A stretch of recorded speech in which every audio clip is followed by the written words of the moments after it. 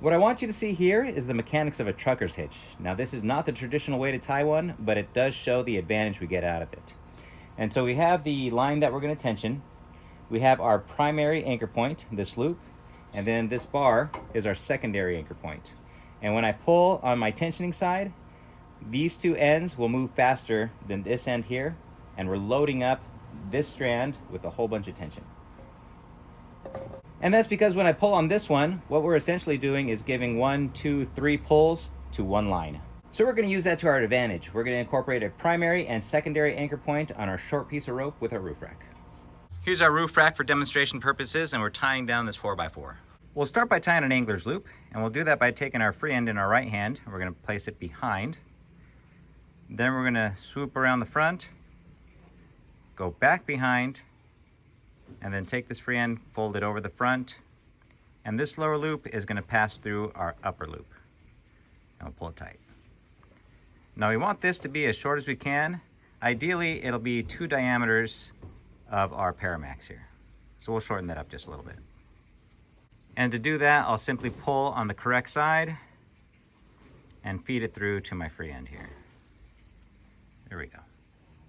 I'll take my angler's loop and go over the top, underneath, and I want to make sure that I capture my roof rack in there. Now I'm going to take my standing end and go across the front, and that's why I like using an angler's loop, because it has a nice little shelf for that. I'll go across the front and I'm making an X on top. And then that way, when I go underneath and out, I'll have an X on bottom too. I'll show you that later. Now I'll take this end and I'm going to run it right through that loop that I initially tied. And maybe you guessed it, but this is going to be my initial anchor point, just like you saw on the trucker's hitch. Okay. I'll take this down below, go across the bottom, over the top, go through the loop, and this is going to be my secondary anchor point. Now what I'll have to do is go through a second time so I can get my automatic trucker's hitch. Now if I leave the loop on this side, it's not going to capture all my tension. I just need to slip it over to the other side, pull the free end underneath, and now I can use my Marlin spike to get the rest of my tension.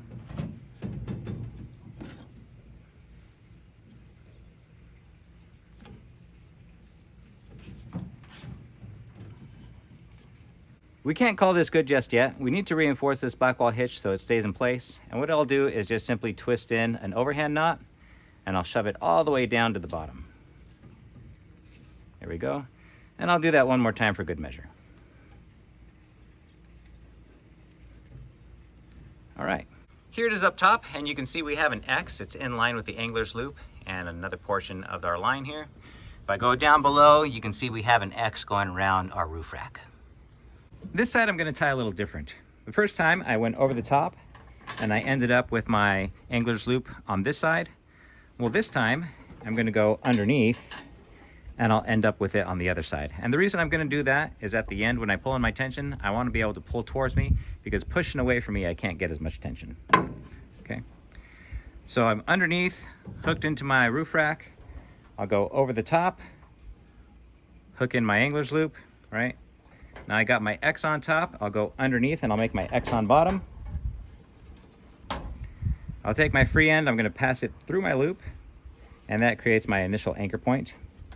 You remember that trucker's hitch example?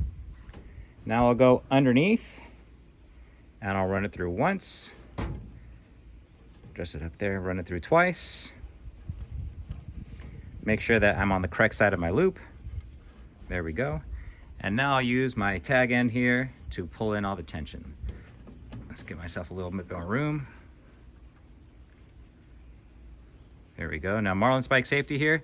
You never, never, never want to pull this towards your body with the spike. So rotate it, make sure that the spike is pointing away from you, and then pull. Good. All right, now I'll tie in my overhand knot, slip it all the way down. Do that one more time. Now this is 5 feet of Paramax, and it's just barely enough to tie this off. But if you don't have 50 feet, 2 sections of 5 feet will work great. And say it with me in the comments, that's not going anywhere. Now to undo this, I'm simply going to push out my overhand knots, okay? Instead of pulling in more tension, I'm going to pull it the opposite way. It's going to spill my Blackwall hitch. There we go. And now I'm able to push it apart. There we go. Now, if I had a smaller diameter object like this rake here, I'll show you how I'll do that. This is going to go a little faster since you've seen the principles twice already. I'll make sure that my shelf of the angler's loop is pointed towards me. Now, that's not a technical term, it's just a first-class amateur term. But I'll go around 3 times, and then I'll go over the top, around the back, and back in to that loop that I made. And since I had my angler's loop oriented correctly, it'll hook in just right. Okay. Make sure that everything is nice and dressed. That should be good. So now what I'm going to do is take my line. I'm going to go underneath. There we go. Over the top.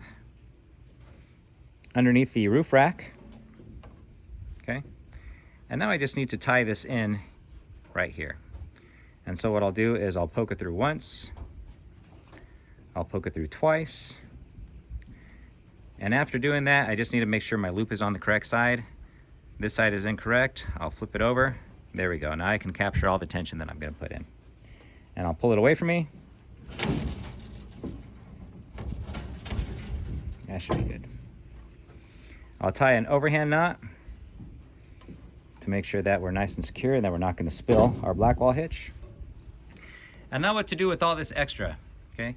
What I'm going to do is just tie it onto my rake itself. And so I'll go underneath, over the top, and then I'll go underneath again. And basically I made a constrictor hitch that I can pull off. And now it's not going to fly all about as I drive down the road. Now this is an awkward shape here. We're basically tying a triangle to our roof rack. I could go through these holes here to help tie it down, but I'm going to tie it just the same and we'll see what turns out here. I'm going to go over the top and underneath. Okay. Now I'll cross, make my X up top, go underneath and make my X on bottom. Take my rope and I'll hook into my primary anchor point. There we go. Let's adjust this just a little bit. Okay. Underneath, and I'm going to go on the outside here. There we go. And now I'll go through once. I'll go through twice. Okay. This isn't going to work because I don't have my tension side underneath my standing end, so I'll flip it over. There we go.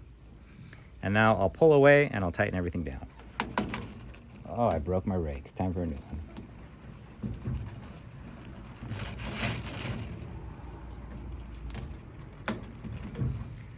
All right, now we'll tie in an overhand loop, or rather overhand knot.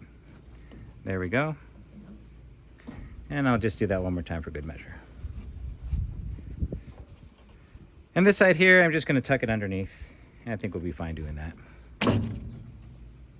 Thanks for watching. If you'd like to support my channel, you can pick up a Marlin Spike at my shop, awesomeforsale.com, or even some Paramax. There's a link in the description.